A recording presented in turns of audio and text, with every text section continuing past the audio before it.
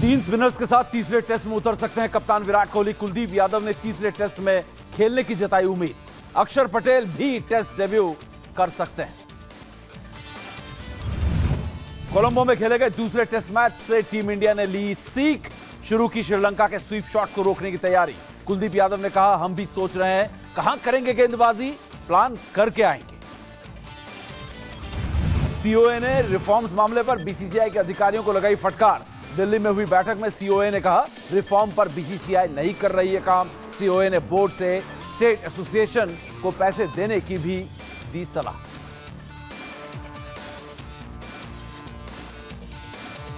BCCI के सालाना बैठक में अब अजहरुद्दीन के करोड़ों रुपए के बकाया पेंशन पर होगी चर्चा। प्रशासकों की समिति और बीसीसीआई की दिल्ली में हुई बैठक में नहीं हो पाया फैसला।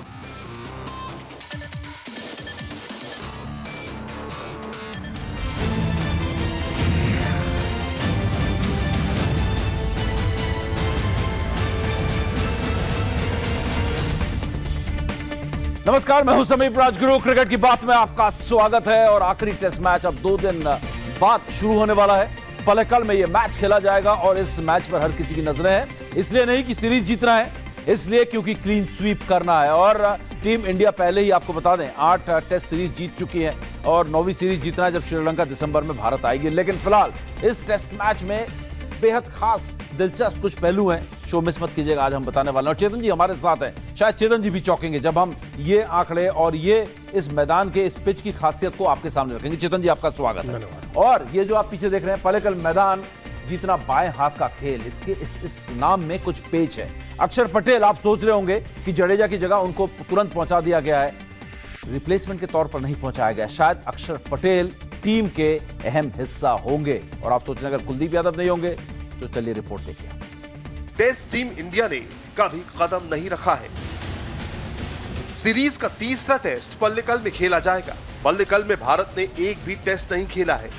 इस मैदान पर टीम इंडिया ने एक वनडे और एक T20 साल 2012 में खेला था। पल्लिकल स्टेडियम को मुथैया मुरलीधरम स्टेडियम भी कहा जाता है, यानी नाम से ही आप मैदान के मिजाज का अंदाजा लगा सकते हैं। हेरात के नाम सबसे ज्यादा 20 विकेट है, जिसका असर टीम इंडिया के प्रैक्टिस सेशन में भी नजर आया। ज्यादातर बल्लेबाज स्पिन पर बैटिंग प्रैक्टिस कर रहे थे। हालांकि हेरात के अनफिट होने से टीम को राहत जरूर है। पल्लिकल में खेले गए आखिरी टेस्ट में श्रीलंकाई चाइनामैन ने 7 विकेट लेकर ऑस्ट्रेलियाई टीम को खूब नचाया था। ऐसे में तीसरे टेस्ट में कुलदीप यादव का खेलना तय माना जा रहा है। श्रीलंकाई प्रेसिडेंट 11 के खिलाफ कुलदीप ने 6.5 ओवर में 4 विकेट झटके थे। एक्साइटमेंट तो रहती है, अगर आप कहीं भी खेल रहे हो। आप इंडिया के लिए जब डेब्यू किया था तभी भी एक्साइटमेंट थी। और श्रीलंका में ऑब्वियसली अगर मौका मिलेगा खेलने का तो खुशी की बात है, क्योंकि आप जिस तरह से आप मेहनत करते हो फिर आपको उसका रिजल्ट मिलता है। तो ऑब्वियसली एक्साइटमेंट रहती है, at the same time nervousness भी रहती है परफॉर्मेंस करने की। लेकिन टीम इंडिया 3 स्पिनर्स के साथ मैदान पर उतर सकती है। ऐसे में तेज गेंदबाज में उमेश या शमी में किसी एक को मौका मिल सकता है, क्योंकि हार्दिक पांड्या बतौर पेसर ऑलराउंडर टीम में मौजूद है। लास्ट टेस्ट मैच में बहुत अच्छी बैटिंग की मेंडिस, और ओपनर था करुणारत्ने ने बहुत अच्छे स्वीप शॉट खेल रहे थे। किसी भी स्पिनर्स के लिए डिफिकल्ट होता है अगर बैट्समैन स्वीप करने लगता है, तो उतना ही ईजी हो जाता है बैट्समैन के लिए और उतना ही डिफिकल्ट हो जाता है स्पिनर्स के लिए। तो ऑब्वियसली मेरा भी प्लान वही रहता है कि कैसे, मैं भी यही सोचता हूँ कि कैसे स्वीप को कंट्रोल करूँ और उस पे, और कि उस पे चांसेस, स्वीप में चांसेस बहुत क्रिएट होते हैं विकेट लेने के। तो ऑब्वियसली अगर आप थोड़ा सा भी अगर प्लान करके आएंगे उनके लिए तो हेल्पफुल रहेगा स्पिनर्स के लिए। क्लीन स्वीप चाहिए, हम सबको क्लीन स्वीप चाहिए, लेकिन क्लीन स्वीप के लिए इस मैदान को समझना होगा। और इस मैदान में कई ऐसी दिलचस्प बातें मैं आपको बता दूं पहले, इससे पहले कि इस चर्चा को आगे बढ़ाएं, कि यहां पर बाएं हाथ के गेंदबाजों का बड़ा बोलबाला रहा है। दाएं हाथ के गेंदबाजों ने, राइट आर्म स्पिनर्स ने यहां पे 34 विकेट लिए हैं, लेफ्ट आर्म स्पिनर्स ने यहां पर 30 विकेट लिए हैं। लेकिन ओवर्स का अगर आप यहां पर बंटवारा देखें तो करीब 450 ओवर्स यहां पर राइट आर्म स्पिनर्स ने डाले हैं दाएं हाथ के गेंदबाजों ने, और 217 ओवर बाएं हाथ के गेंदबाजों ने डाले हैं। और इसमें से जो 30 विकेट है, इसमें से 20 विकेट एक इकलौते बाएं हाथ के स्पिनर रंगना हेरात के नाम है। 20 विकेट और एक और श्रीलंका का स्पिनर है लेफ्ट आर्म जिसने 7 विकेट लिए थे। तो कहीं ना कहीं चेतन जी बड़ी दिलचस्प बात है, पालेकल में स्पिनर्स का बोलबाला रहता है और स्पिनर्स में भी बाएं हाथ के स्पिनर्स का बोलबाला है। हैरात नहीं है, ये बड़ी खुशनसीबी है टीम इंडिया की, नहीं तो हैरात यहाँ पर काफी जो है मुश्किल में डाल सकते थे हमारे बल्लेबाजों को, और यहाँ पर 3 स्पिनर्स के खेलने की उम्मीद जाग उठी है। अगर समीप हैरात नहीं है और कम से कम ग्राउंड्समैन को बीच में 6 दिन का समय मिला है, जब हैरात टीम में नहीं है, मुझे नहीं लगता आपको वो विकेट्स मिलेंगी जो हम पहले 2 टेस्ट मैचेस में देखते हैं, या स्पेशली पिछले टेस्ट मैच में हमने विकेट देखी है। आपको माइट भी बैटिंग ट्रैक मिले। मैनेजमेंट की, श्रीलंकन मैनेजमेंट की बात कर रहा हूँ, ये सोच होगी कि 3-0 हारने से अच्छा 2-0 हारा जाए और मैच को ड्रॉ कराया जाए, यही मुझे लगता है सोच होगी। तो क्या 3 स्पिनर खिलाएगी भारतीय टीम? क्या हार्दिक पांड्या को बाहर बिठाना चाहेंगे विराट कोहली? ये क्वेश्चन मार्क होगा, ये हमें पता लगेगा 12 तारीख सुबह। लेकिन मुझे नहीं लगता कि श्रीलंका अब टर्निंग विकेट देगी। उनको मालूम है बैकअप पे अक्षर पटेल को भी बुला लिया गया है।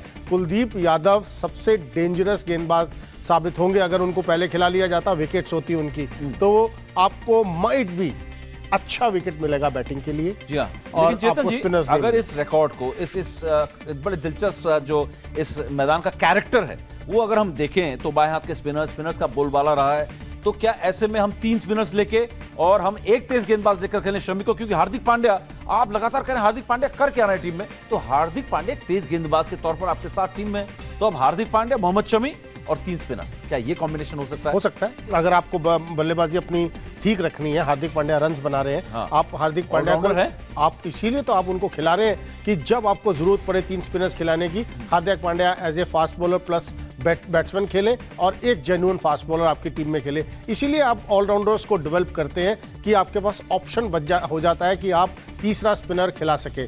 तो अगर आपको लगता है कि विकेट टर्न करेगा, तो यही कॉम्बिनेशन जो अभी आपने कहा, हार्दिक पांड्या खेलेंगे और शमी, क्योंकि शमी सबसे बढ़िया गेंदबाजी कर रहे हैं, उमेश को माइट भी ब्रेक मिल जाएगा। लेकिन समीप हमें भूलना नहीं चाहिए कि ये जो विकेट्स पहले पालेकल में मिली हैं, उस समय हर समय श्रीलंका अपर हैंड पे रहा है। अब आप सीरीज निकाल कर देखें, जीतता आया है श्रीलंका। अगर आप किसी भी कंट्री के खिलाफ खेलें, अब श्रीलंका डाउन अंडर है, बिल्कुल खत्म हो चुका है, तो माइट भी विकेट बहुत डिफरेंट आपको नजर आएगा। हो सकता है कि विकेट अलग हो, लेकिन लगातार ये सवाल उठ रहे थे कि विराट कुलदीप यादव को क्यों नहीं खिला रहे हैं। ये एक ऐसा सवाल था जिसका जवाब अभी हमारे पास नहीं है कि क्यों नहीं खिलाते हैं, लेकिन इस मैच में कुलदीप यादव के साथ हो सकता है कि अक्षर पटेल 2 बाएं हाथ के स्पिनर्स और आर अश्विन 3 स्पिनर्स के साथ हम पालेकल में देखें। हो सकता है ऐसा, क्योंकि जो पिच का कैरेक्टर, जो इस मैदान का कैरेक्टर है, फिलहाल बात यह है कि हमने देखा कि बड़े स्वीप मारे, लेकिन क्लीन स्वीप से जो है उनको शायद कोई नहीं बचा पाएगा श्रीलंका को। फिलहाल क्लीन स्वीप दूर नहीं है टीम इंडिया के लिए, इस रिकॉर्ड के हम बेहद नजदीक हैं। दहलीज पर विदेश में लगेगी जीत की हैट्रिक, विराट की कप्तानी में टीम इंडिया रचेगी इतिहास। Honestly speaking, we are not looking at test matches or test cricket now as home and away anymore. We are just looking at test matches as test matches, and we want to win anywhere that we play. So, I mean, if we can believe enough in our abilities, then we are not really bothered about where we are playing. That kind of energy I can sense in the team, and the team believes that as well. विदेशी सरजमी पर team India ने फरवरी-मार्च 1968 में मंसूर अली खान पटौदी की कप्तानी में New Zealand को उसी के घर में 3-1 से मात दी थी। अगर हम विदेशों में क्लीन स्वीप की बात करें, तो भारत अब तक केवल बांग्लादेश और जिम्बाब्वे के खिलाफ ही यह करिश्मा कर पाया है, लेकिन तब खेली गई सीरीज 1 या फिर 2 टेस्ट मैचों तक सीमित थी। भारत ने बांग्लादेश को 3 बार क्लीन स्वीप किया है। साल 2000 में एक टेस्ट की सीरीज 1-0 से जीती थी। उसके बाद 2004 और 2010 के 2-2 टेस्ट मैचों की सीरीज में 2-0 से हराया था। टीम इंडिया ने जिम्बाब्वे को भी उसकी धरती पर 2 मैचों में 2-0 से साल 2002 में मात दी थी। टीम इंडिया ने 2012-2013 में ऑस्ट्रेलिया को 4 मैचों की सीरीज में 4-0 से हराया था। मोहम्मद अजहरुद्दीन की कप्तानी में टीम इंडिया ने 1993-94 में इंग्लैंड और श्रीलंका का 3-0 से सूपड़ा साफ किया था।